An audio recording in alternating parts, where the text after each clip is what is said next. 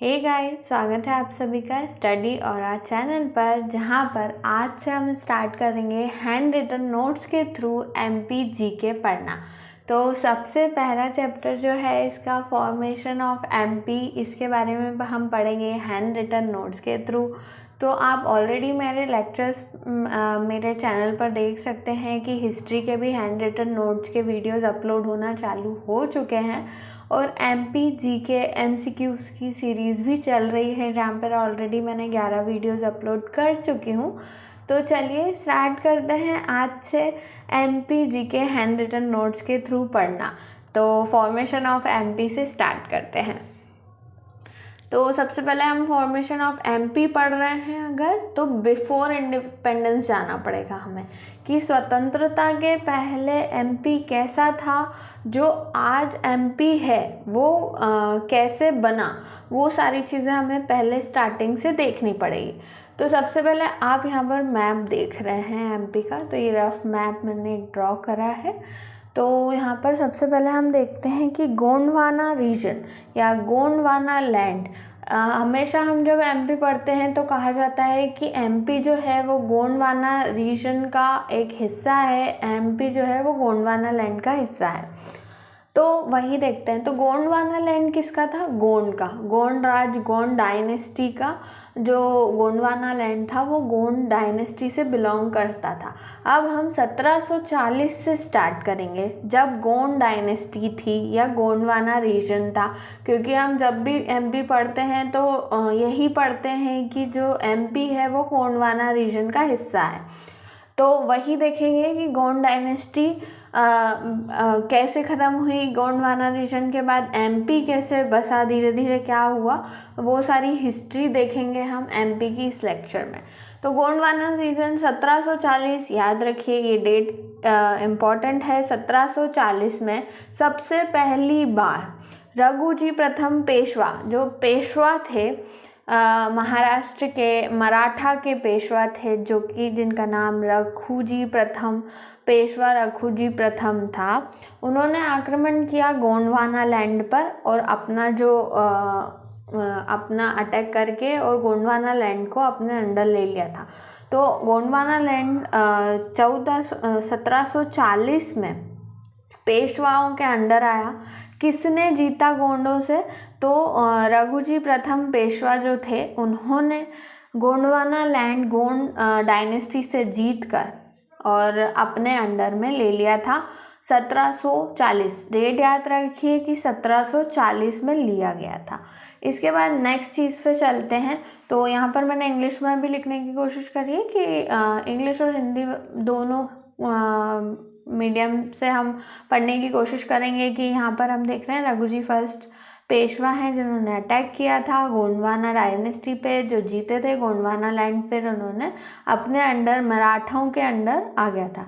इसके बाद अगली डेट जो याद रखने लायक है 1818, ठीक है। तृतीय एंग्लो मराठा युद्ध, तृतीय एंग्लो मराठा युद्ध में जो मराठे और ब्रिटिशर्स थे उन्होंने लड़ाई करी। तो पेशवा अप्पाजी भोसले उस टाइम पे कौन से पेशवा थे मराठा के? तो पेशवा अप्पाजी भोसले उस समय पे थे। उन्होंने एक संधि करी। संधि में क्या हुआ कि मराठों ने अंग्रेज़ों को, मराठे और अंग्रेज़ों के बीच में गोंडवाना लैंड की संधि हुई, उन्हें वो हार गए। जो तृतीय एंग्लो मराठा युद्ध था उसमें जो मराठा हैं वो हार गए और उन्हें संधि में अंग्रेज़ों को गोंडवाना लैंड देना पड़ा। तो ये जो गोंडवाना लैंड हम देख रहे हैं, ये गोंडवाना लैंड किसके पास चला गया? अंग्रेज़ों के पास। कब गया? 1818 में, ठीक है। थर्ड एंग्लो वॉर युद्ध, Peshwa Appaji Bhonsle, treaty between Maratha and Britishers, Gondwana land given to Britishers. कब दिया गया? 1818 में। डेट्स याद रखिए।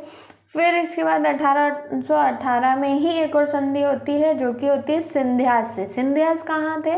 अब सिंधियास के बारे में हम देखते हैं कि सिंधियास जो थे वो ग्वालियर में थे। कहाँ पर थे? ग्वालियर में। वहीं हम यहाँ पर देखेंगे कि इंदौर जो है, यहाँ पर हम इंदौर देखेंगे तो इंदौर में कौन कौन है? तो इंदौर में आते हैं होलकर्स। कौन है इंदौर में? होलकर डायनेस्टी देखेंगे हम यहाँ पर। तो इंदौर में होलकर्स और ग्वालियर में सिंधिया।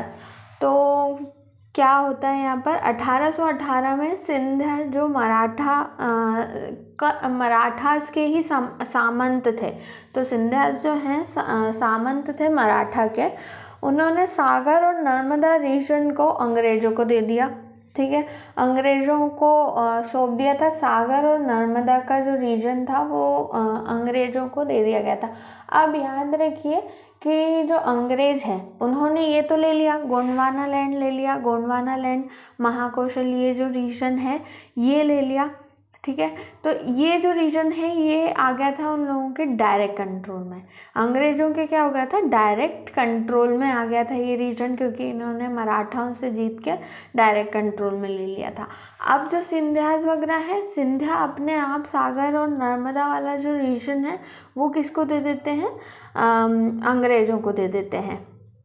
ठीक है, इसके बाद आता है 1852 में डलहौजी की जो हड़प नीति थी उससे क्या हुआ। अब हड़प नीति में क्या होता था कि जो जिसका कोई वारिस नहीं है उस पर मतलब उस पर अटैक करके और उसका जो राज्य होता था वो ले लिया जाता था। तो जो डलहौजी की हड़प नीति है, जिसके राज्य में कोई वारिस नहीं होता था उसको ये लोग उसका जो राज्य पार्ट होता था वो ले लेते थे। तो इन्होंने क्या किया, डलहौजी की हड़प नीति से नागपुर विदर्भ के राजा राघोजी तृतीय से हत्या लिया था। उनका जो क्षेत्र था वो हत्या लिया था। और क्या क्या जीता था इन्होंने, विदर्भ जीत लिया था।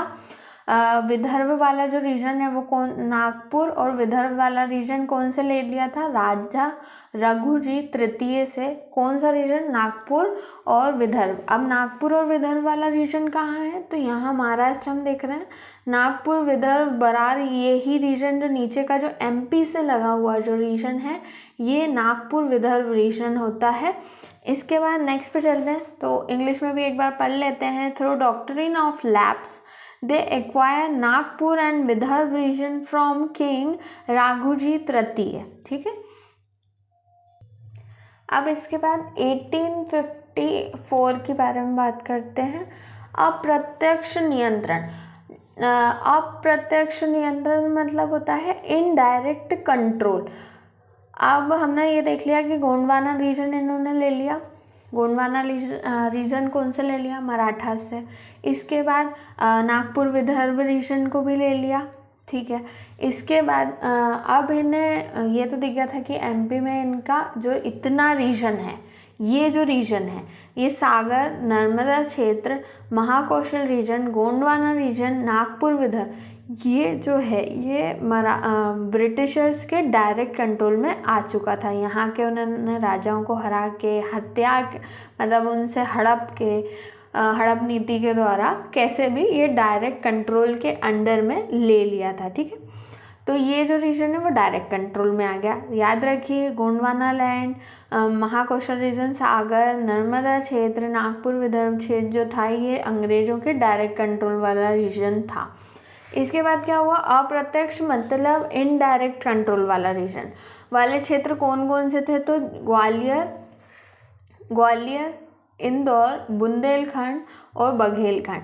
तो कौन कौन से रीजन थे जो अंग्रेजों के अप्रत्यक्ष मतलब होता है इनडायरेक्ट कंट्रोल। इनडायरेक्ट कंट्रोल मतलब इन्होंने क्या किया था कि इन्होंने खुद का कंट्रोल नहीं रखा था। इन्होंने उन जो जैसे कि इंदौर का है तो होलकर्स को अपने अंडर में ले लिया कि जो वहाँ के राजा हैं, रीजन के जो राजा हैं उनसे बोल दिया कि तुम हमारे अंडर में काम करोगे, पर काम तुम ही करो, हम इनडायरेक्ट कंट्रोल तुम्हें दे रहे हैं। तो मतलब सारा कंट्रोल तो तुम ही रखो, पर अल्टीमेट डिसीजन जो होगा, अल्टीमेट डिसीजन मेकर हम होंगे। ठीक है, तो अल्टीमेट टैक्स वगैरह जो है वो तुम हमें वसूल के दोगे। ठीक, तो इनडायरेक्ट कंट्रोल वाला रीजन, और इन्होंने चुना भी क्यों था इनडायरेक्ट कंट्रोल वाला रीजन, क्योंकि यहाँ के जो राजा हैं वो ईजिली इनके अंडर आ गए थे, विरोध नहीं कर रहे थे किसी भी प्रकार का।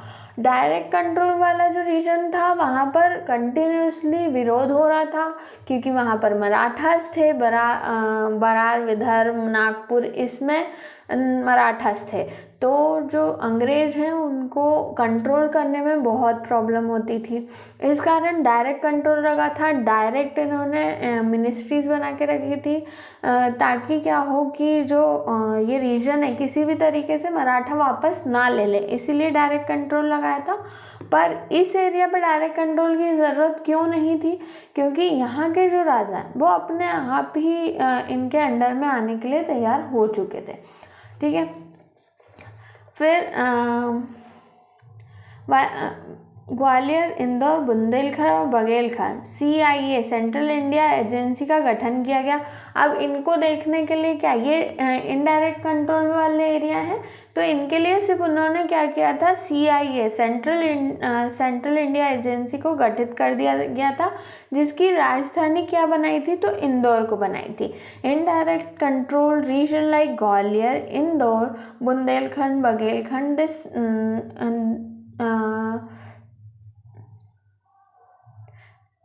they controlled Central India Agency to control them, and Indore became the capital of the indirect control region of Britishers. तो वही चीज़ है कि इन्होंने CIA एजेंसी का गठन किया ताकि जो इनका इनडायरेक्ट रीजन है उसको कंट्रोल किया जा सके इजीली। वैसे भी इजीली कंट्रोल हो रहा था, वहाँ के जो राजा हैं वो विरोध नहीं कर रहे थे। कर कहाँ के राजा रहे थे, जो डायरेक्ट कंट्रोल वाले जो राजा थे वो। अब इसके बाद हम फिर से मैप पे चलते हैं। तो ये जो रीजन है आप देख रहे हो ये डायरेक्ट कंट्रोल वाला आ रहा है। इसके बाद इसी रीजन को क्या कहा जाएगा, सेंट्रल प्रोविंस। अब सेंट्रल